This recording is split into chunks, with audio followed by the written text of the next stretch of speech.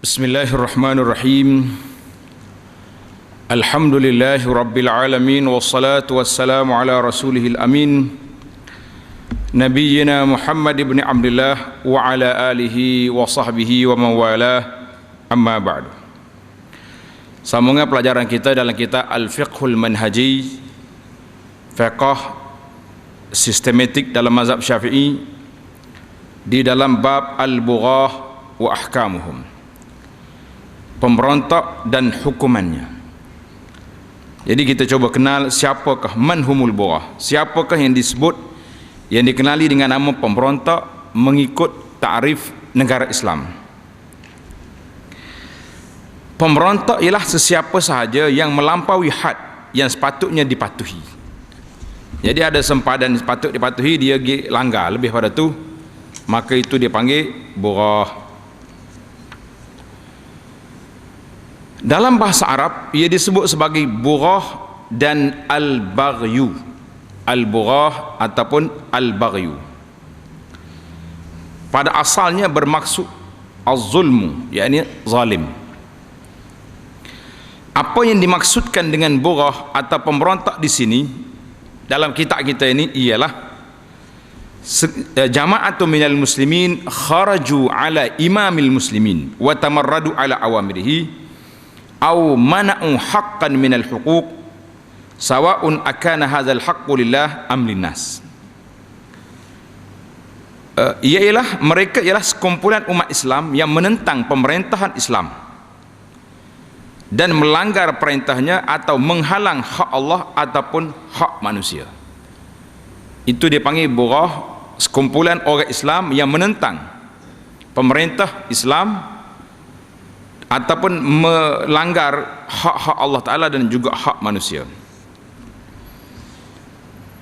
Hukumnya, apabila wujud pemberontakan sebagaimana yang dinyatakan di atas oleh mana-mana kumpulan umat Islam, pemerintah Islam wajib berusaha menghantar wakil untuk bertanya tentang tuntutan mereka dan urusan pemerintahan yang mereka tidak disenangi. Ini cara dia. Pemerintah kena hantar perunding, bukan hantar FRU ataupun alat-alat yang boleh memusnahkan, tidak.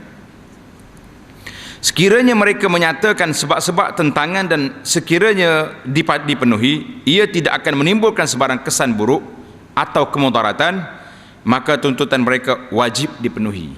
Tengoklah, biar tuntutan dia munasabah dan logik, wajib. Sekiranya tidak, atau mereka tidak menyatakan sebab-sebab tentangan, pemerintah hendaklah memberi nasihat atau amaran bahawa mereka akan diperangi.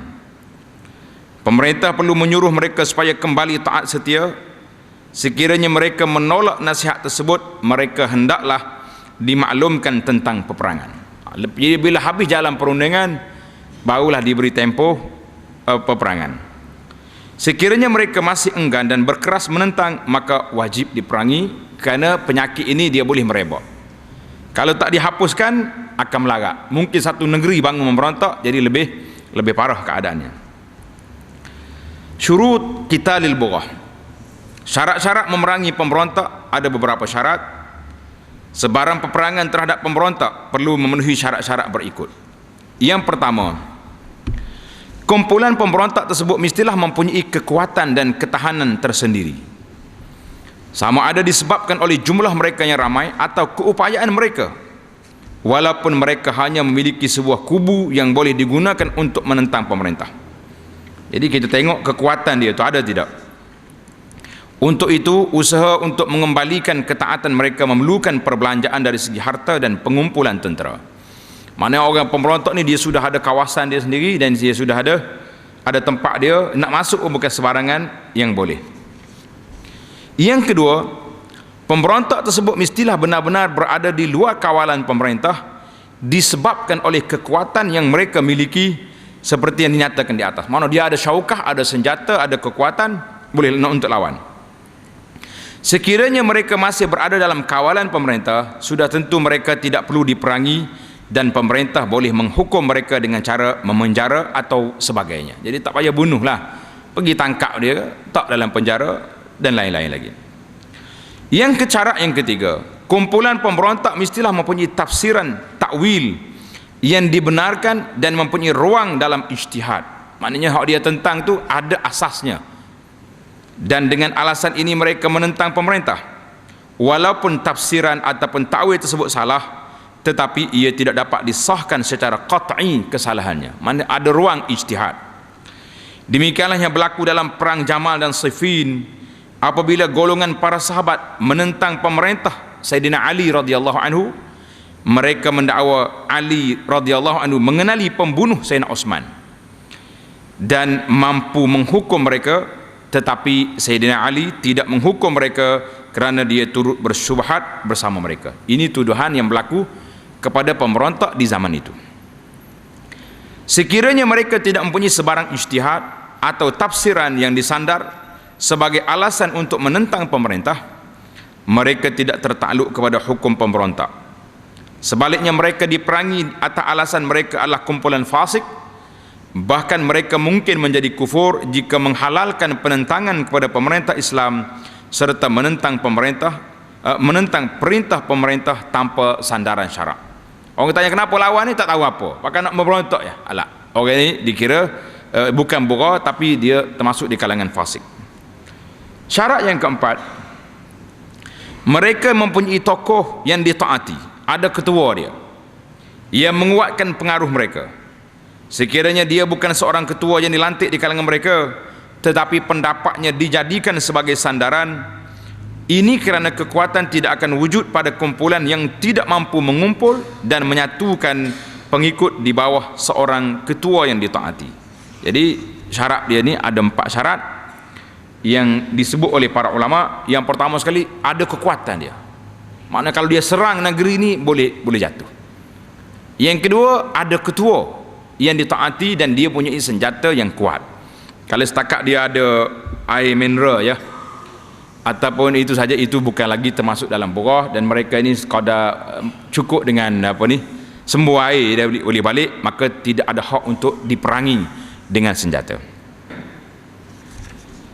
Namun adalah penting dipahami bahawa pemberontak tidak dianggap sebagai fasik atau kafir, walaupun pemerintah wajib memerangi mereka, kerana pada pandangan syarak mereka mempunyai sesuatu yang dikira sebagai alasan mengikut sangkaan mereka sendiri.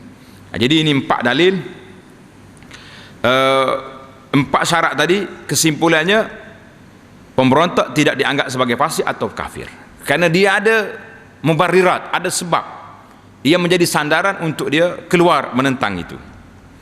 Dalilnya, dalil hukum memerangi pemberontak ini, dalil yang menjadi sandaran kepada hukum memerangi kumpulan pemberontak ialah firmanullah Ta'ala, a'udzubillahi minasyaitanir rajim, wa in ta'ifatani minal mu'minina iqtatalu fa aslihu bainahuma فإن بغت إحداهما على الأخرى فقاتلوا التي تبغي حتى تفيء إلى أمر الله فإن فاءت فأصلحوا بينهما بالعدل وأقسطوا إن الله يحب المقسطين. Dan jika ada 2 puak dari kalangan orang-orang yang beriman berperang, ini bersaudara ni, perang saudara ni, sama-sama orang beriman, maka damaikanlah di antara keduanya. Jika salah satunya berlaku zalim terhadap yang lain, maka lawanlah puak yang zalim itu sehingga ia kembali mematuhi perintah Allah. Jika ia kembali patuh, maka damaikanlah di antara keduanya dengan adil menurut hukum Allah, serta berlaku adillah kamu dalam segala perkara, sesungguhnya Allah mengasihi orang yang berlaku adil.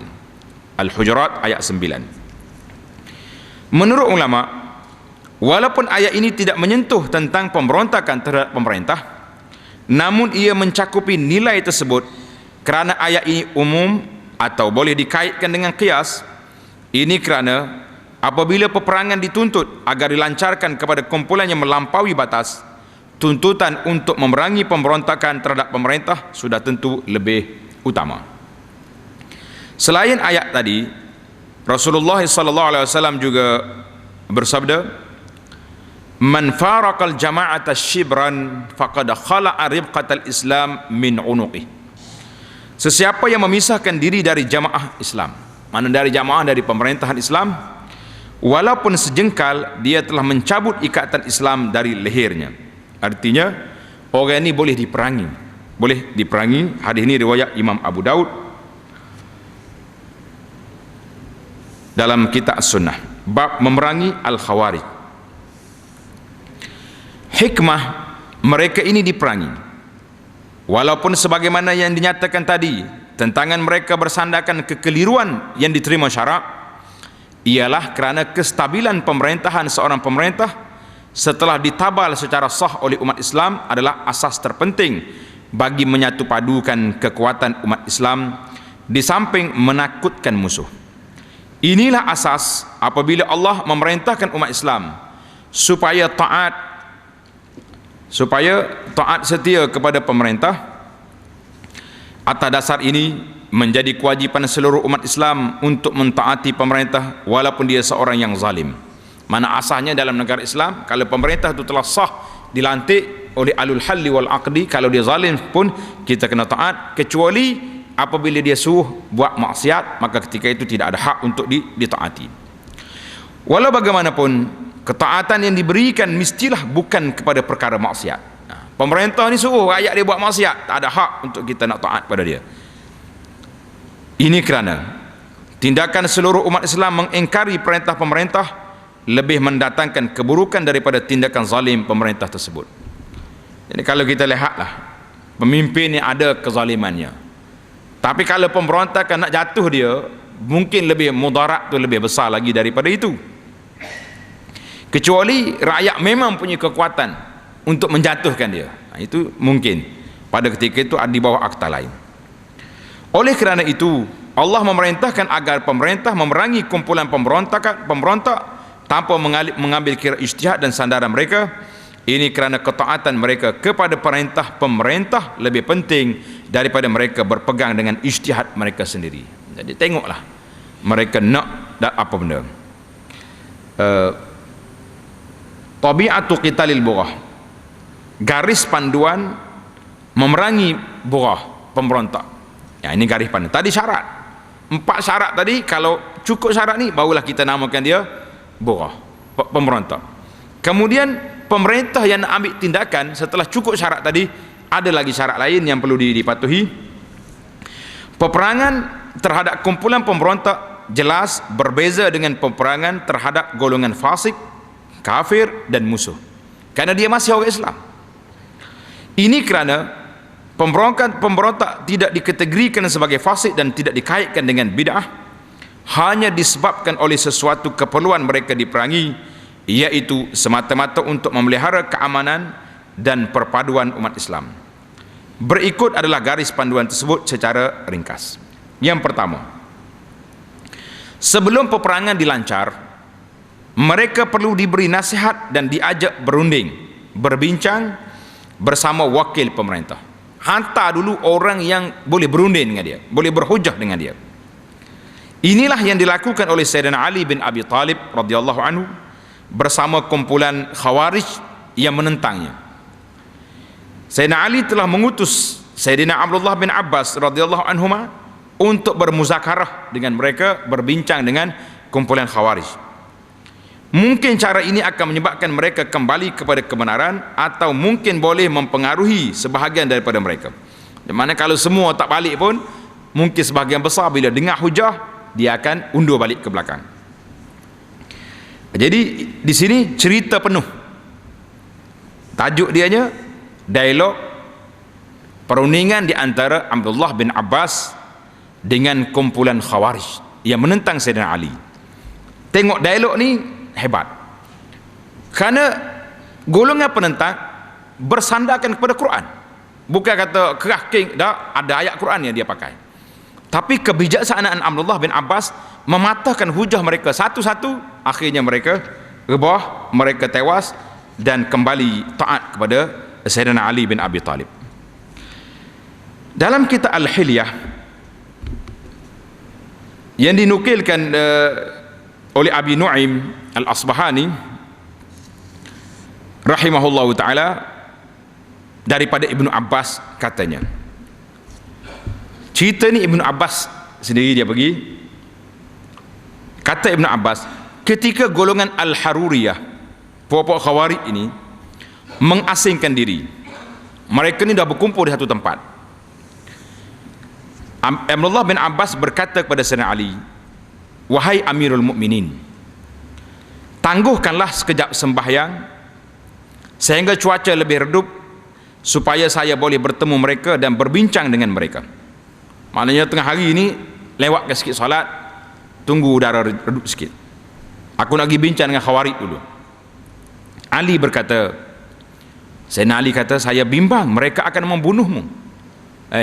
Ibnu Abbas nak pergi berunding dengan puak-puak ada senjata ni, orang panggil pemberontak ni, berani mu, nanti dia orang bunuh kau. Ibnu Abbas berkata, tidak, dengan izin Allah saya selamat. Lalu saya memakai pakaian orang Yaman yang termampu saya perolehi, maknanya pakaian yang cantik lah, yang hebat. Wakil ni yang duduk serebeh, pergi pun nampak biar ada segak juga. Kemudian saya temui mereka ketika mereka sedang tidur semasa matahari tegak sebelum masuk waktu zuhur, yakni waktu qailulah. Puak-puak ni Khawarij ni beramal dengan sunnah kuat, tidur dia waktu tu qailulah. Saya di sini Ibnu Abbas ni sebab cerita dia, saya masuk menemui mereka dan saya tidak pernah lihat orang yang sangat gigih seperti mereka. Kuat, tangan mereka keras seperti lutut unta. Tangan apa keras buat kerja kuat. Wajah mereka berubah kerana kesan sujud. Allahu Akbar, kuat salat. Ibnu Abbas berkata, lalu saya masuk dan mereka berkata, bila dia tengok Ibnu Abbas dia kenal. Mereka kata, selamat datang wahai Ibnu Abbas, apakah tujuan kedatanganmu? Mari buat apa Ibnu Abbas? Ibnu Abbas jawab, saya datang untuk berbincang dengan kamu mengenai para sahabat Rasulullah sallallahu alaihi wasallam yang diturunkan wahyu ke atas mereka, dan merekalah orang yang paling tahu tentang tafsir Al-Quran. Sebahagian mereka, bila Ibn Abbas kata tujuan dia mari nak berunding tentang sahabat Nabi yang kamu perang tu, sebahagian mereka berkata, jangan berbincang dengan dia, tak usah duduk berunding lah. Namun sebahagian yang lain berkata, kita akan berbincang.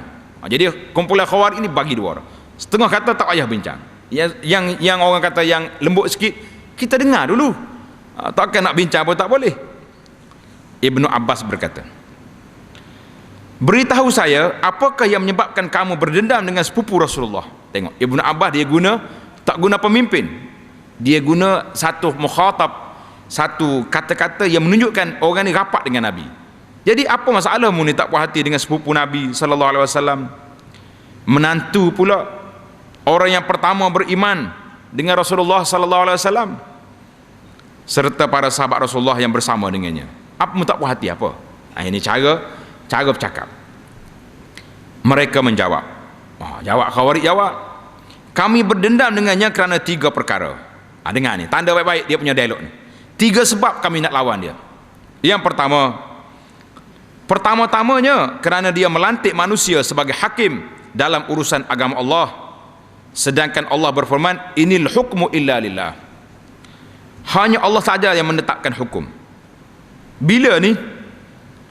Ketika berunding di antara Sayyidina Ali dengan Muawiyah, dilantiknya hakim di kalangan manusia.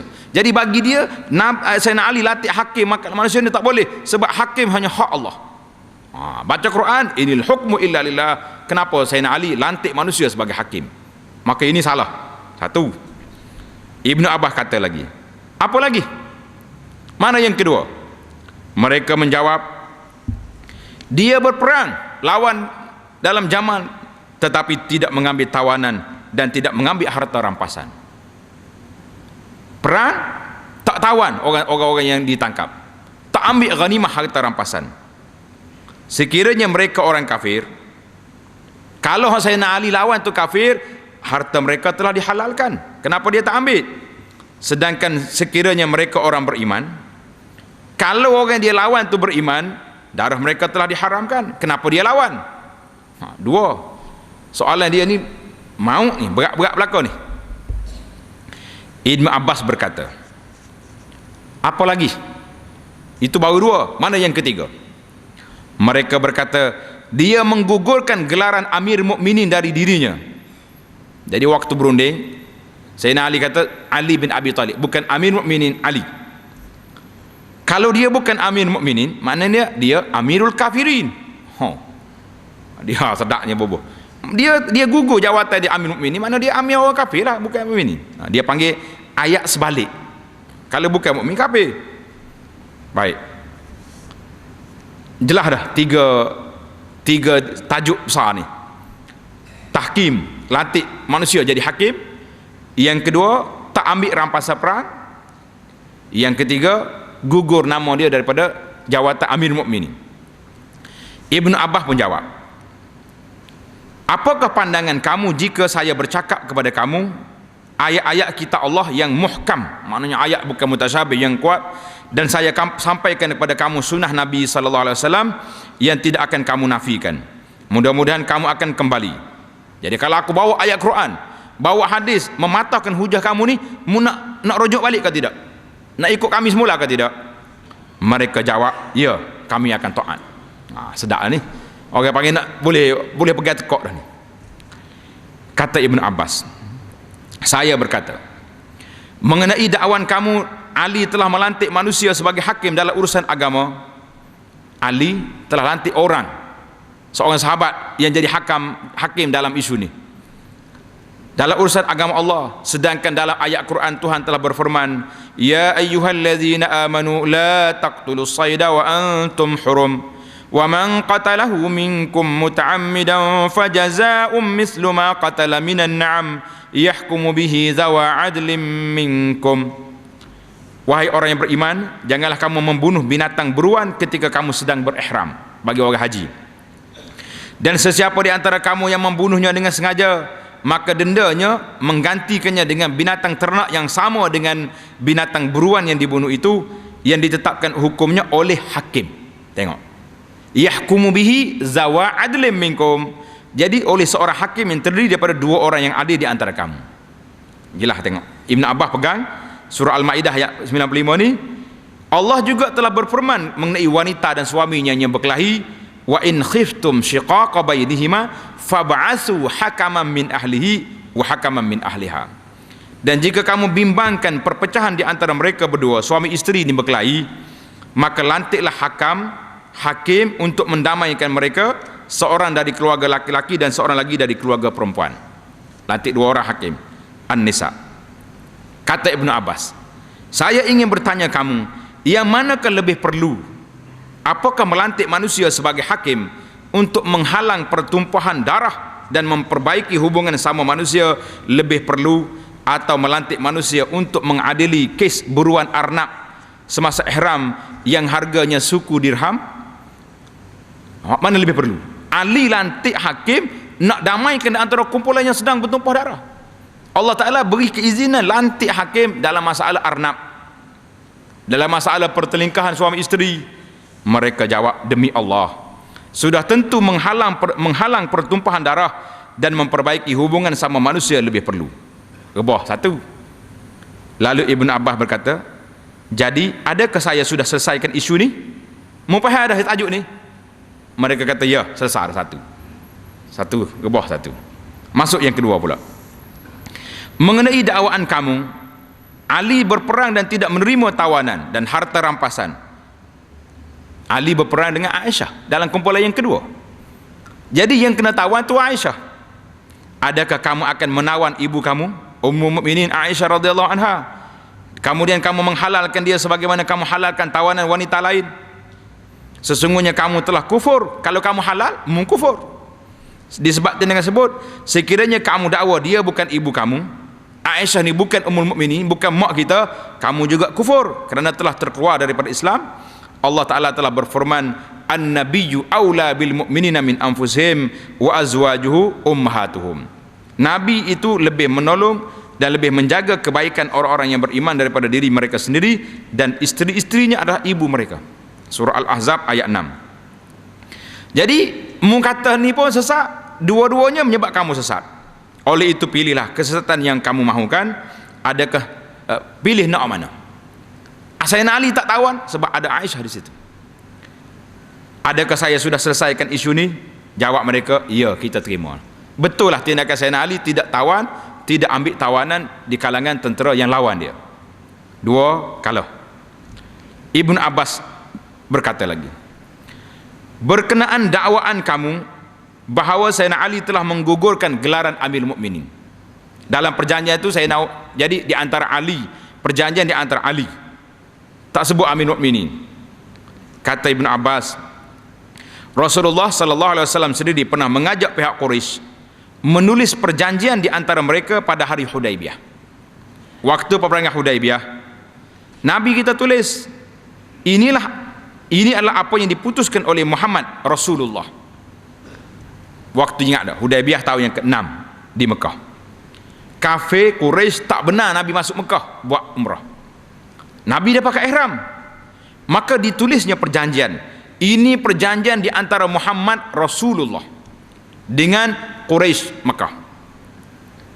Quraisy berkata, demi Allah, jika kami percaya kamu adalah Rasulullah, sudah tentu kami tidak halang kamu daripada rumah Allah, dan kami tidak akan memerangimu. Tulis saja Muhammad bin Abdullah, jangan tulis Rasulullah. Juga Quraisy pun. Baginda bersabda, demi Allah, saya adalah Rasulullah, utusan Allah, walaupun kamu tidak mempercayainya. Nabi kata, wahai Ali, saya tulis perjanjian di antara Muhammad bin Abdullah. Kata Ali, Rasulullah sallallahu alaihi wasallam sudah tentu lebih mulia daripada Ali. Adakah saya sudah selesaikan isu ini? Jadi kalau Ali gugurkan nama dia Amir Mukminin, Rasulullah sallallahu alaihi wasallam dalam perjanjian Hudaibiyah pernah menggugurkan nama dia Muhammad Rasulullah kepada Muhammad bin Abdullah. Mana lebih besar? Ali besar ke Rasulullah lebih besar? Jawab dia, tentulah Rasulullah lebih besar, karena Nabi kita gugurkan tulisan Muhammad Rasulullah. Kata Ibn Abbas, selesai ada isu ni? Mereka menjawab, demi Allah, selesai. 3 isu. Apa kesannya para jemaah? Hasilnya 20,000 orang telah kembali, daripada 24,000, 20,000 balik semula kepada taat pada Sayyidina Ali bin Abi Talib. Selebihnya 4,000 orang telah diperangi. 4,000 lagi kerah kepala tak mau balik, 20,000 hundur balik ke belakang. Ini pentingnya berlaku dialog. Jadi hasil ini kalau kita lihat, menurut kita itu dalam Al-Hilyah, Hilyatul Awliya bagi Abi Nu'aim, menurut kitab Al-Bidayah wan Nihayah yang ditulis oleh Ibnu Katsir rahimahullahu taala, bahawa Sayyidina Ali pernah mengutus Abdullah bin Abbas menemui Khawarij. Cerita tadilah, apabila beliau berada di tengah-tengah perkhemahan mereka, tengah khemahan Khawarij, seorang bernama Ibnu Al-Kawa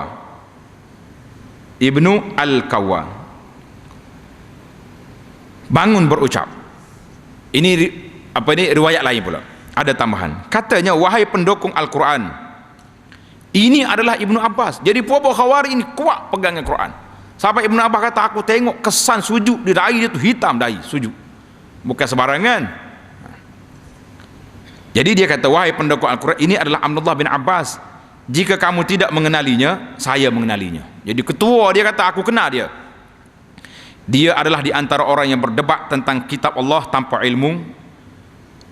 Di antara ayat yang ditujukan kepada dia dan kaumnya ialah ayat balhum qaumun khasimun. Bahkan mereka itu adalah kaum yang suka sekali mengemukakan bantahan, Az-Zukhruf. Jadi kata dia orang ni, hendaklah kamu halau dia dan jangan kamu berbahas dengannya tentang kitab Allah. Ibnu Al-Qawa ni dia tahu kehebatan Ibnu bin Abbas dalam ilmu tafsir Quran. Mana kalau berdebat ni sah, mereka akan kalah.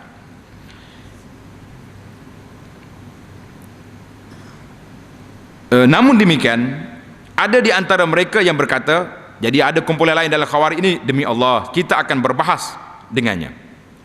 Jika dia benar, kita akan akur, kita akan taat. Jika dia salah, kita akan sekat kesalahannya. Lawan, berdebat dulu. Kalau dia kalah, kita lawan. Kalau dia benar, kita ikut dia. Lalu Abdullah membentangkan kitab Allah selama 3 hari. Hasilnya 4,000 di kalangan mereka kembali bertaubat, termasuklah Ibnu Al-Kawa, dan mereka dibawa menemui Sayyidina Ali di Kufah. Ini cerita tentang Al-Khawarij. Yang pentingnya Khawarij dalam riwayat Abu Nu'aim ini, pada hari itu juga mereka telah kembali selepas ramai 20,000 orang kembali taat pada Sayyidina Ali, hasil daripada perbincangan ini.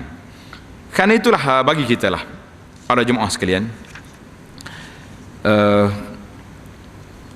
sekiranya perbincangan dan bimbingan yang dijalankan antara mereka dan wakil pemerintah tidak berhasil, malah lepas berunding tak jadi juga, mereka perlu diberi amaran dan ancaman tentang akibat penderhakaan mereka. Amaran ini pula akan diikuti dengan amaran peperangan. Sekiranya segala usaha ini tidak berhasil, peperangan wajib dilancarkan. Perkara ini telah dijelaskan di awal tajuk ini. Jadi kita masih lagi dalam perkara-perkara yang syarat nak perang ini, garis panduan memerangi. Yang pertama, sebelum perang berunding. Yang kedua, ni baru masuk yang kedua ni. Yang kedua, selepas peperangan dilancarkan, mana-mana pemberontak yang melarikan diri dari medan peperangan tidak dibenarkan dikejar. Hak lari, biarnya balik. Demikian juga tidak dibenarkan membunuh mereka yang telah cedera. Peperangan hanya ditujukan terhadap mereka yang membalas serangan. Jadi kalau hak lari, hak cedera, cukuplah, jangan duduk bunuh kerana mereka masih lagi orang Islam. Yang ketiga, pemberontak yang ditawan tidak boleh dibunuh. Larangan ini jelas dinyatakan dalam hadis daripada Ibnu Umar radhiyallahu anhuma, bahawa Nabi sallallahu alaihi wasallam bersabda pada Ibnu Mas'ud, "Ya Ibnu Ummu Abd, ma hukmu man bagha min ummati?" Nabi tanya, wahai anak Ummu Abd, iaitulah Ibnu Mas'ud, apakah hukum orang yang melampaui, memberontak di kalangan umatku? Ibnu Mas'ud menjawab, Allah dan Rasulnya lebih mengetahui. Allahu a'lam. Rasulullah sallallahu alaihi wasallam sebut, la yatba'u mudbiruhum,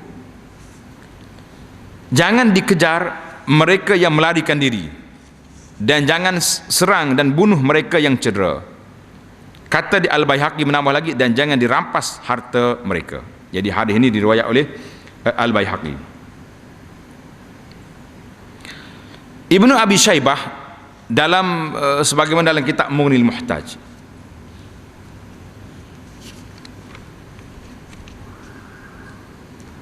jadi peliklah sikit tuan kita ni.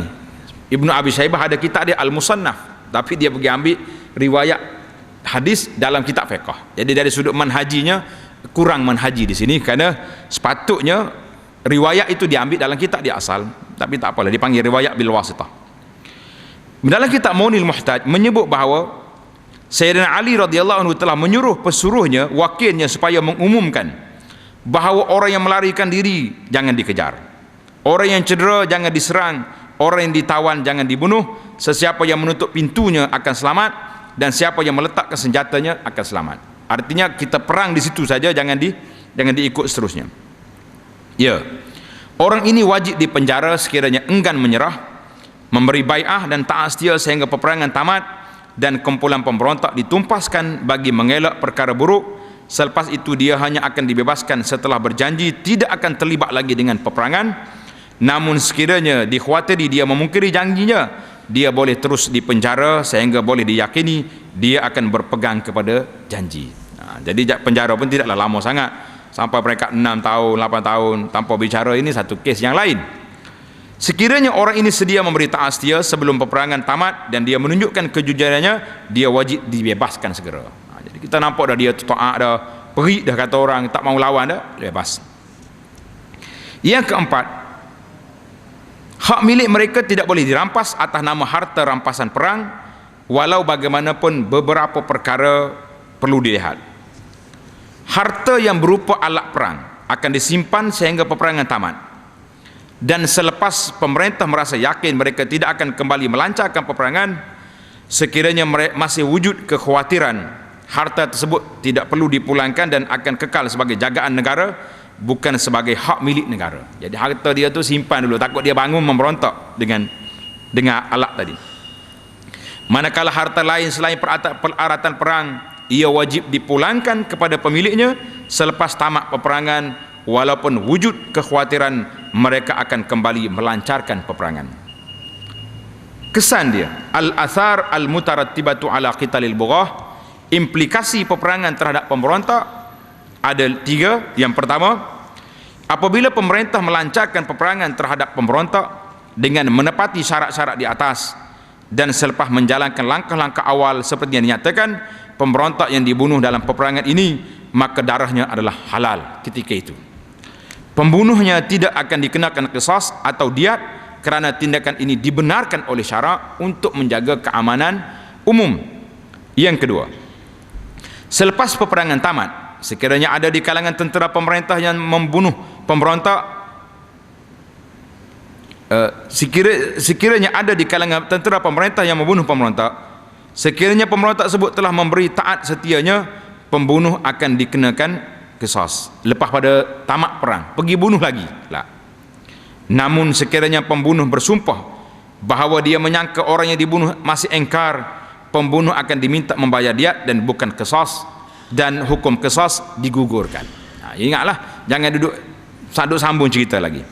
Yang ketiga, sekiranya orang yang dibunuh ialah tawanan atau pemberontak yang telah cedera, pembunuh dikendaki membayar diat dan hukuman qisas digugurkan kerana wujud keraguan syubhat dalam tindakan bunuh tersebut, seperti yang dinyatakan oleh hadis adra'ul hudud anil muslimin mastata'tum, hindarilah hukuman hudud terhadap orang Islam seboleh mungkin.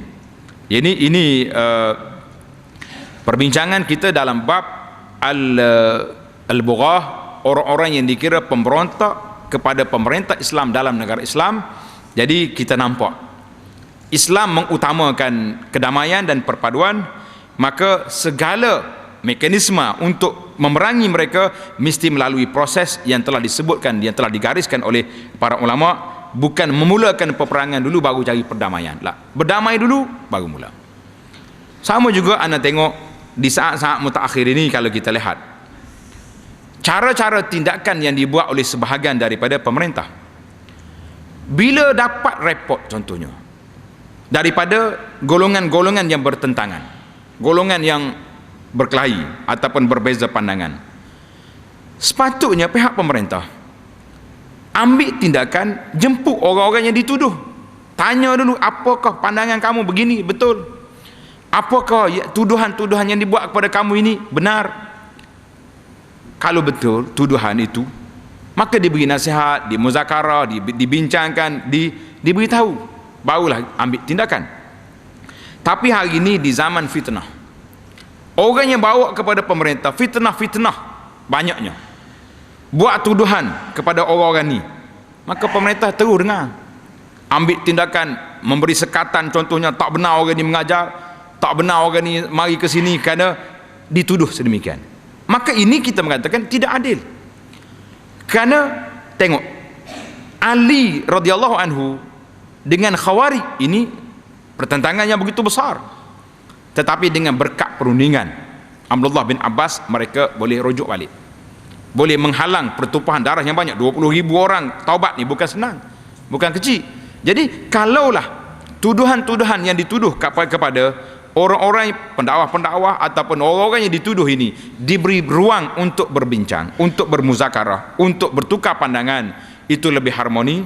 Khususnya bagi saya, di zaman kita hidup di zaman langit terbuka, apabila dituduh maka orang ini dihalang. Ustaz ni tidak dibenar berceramah di sini, di negeri ini, kerana tuduhan sekian-sekian. Tak tanya apa lagi dia, belum panggil pun dia lagi, belum awak panggil berbincang pun tidak, tiba-tiba jatuh hukuman sekat. Saya beritahu kepada muhasabah untuk kita sendiri bahawa sekarang ni langit terbuka, dia panggil. Kalau orang ni tak pergi pun, suara dia sampai ke tidak? Sampai. Masuk melalui internetnya, masuk melalui YouTube-nya, masuk melalui Facebook, masuk segala alat-alat moden yang masuk hari ni, bermakna fikrah orang ni sampai, pandangan orang ni sampai. Kalau tuan tak pergi pun sampai juga. Jadi baiklah buat perundingan, buat perbincangan yang betul-betul. Tuduhan-tuduhan yang dituduh kepada awak sekian-sekian betul ke tidak, orang ni boleh menjawab, boleh memberi penjelasan, boleh beri hujah-hujah yang tersendiri. Mana kalau nampaklah ini satu tuduhan yang palsu, maka pihak pemerintah kena ambil tindakan kepada orang yang membuat tuduhan. Ni tak, bila asal orang tuduh ya, habis selalu. Asal orang ada tuduhan je, kena selalu. Jadi tidak adil cara macam ni. Cara macam ni satu tidak adil. Sebagai pemerintah, sebagai penguasa agama dalam negeri-negeri umat Islam ini, maka mereka perlu bertindak mengikut apa yang digaris pandukan oleh Islam sebagaimana yang ditunjuk oleh Sayyidina Abdullah bin Abbas dalam menangani isu yang besar ini. Jadi insya-Allah kita akan sambung lagi pembicaraan kita dalam hukum ahkamur riddah, hukum yang berkait dengan orang-orang yang murtad dalam siri yang akan datang. Subhanakallahumma bihamdika asyhadu an la ilaha illa anta astaghfiruka wa atubu ilaih. Wa sallallahu ala nabiyyina Muhammad wa ala alihi wa sahbihi ajma'in walhamdulillahi rabbil alamin.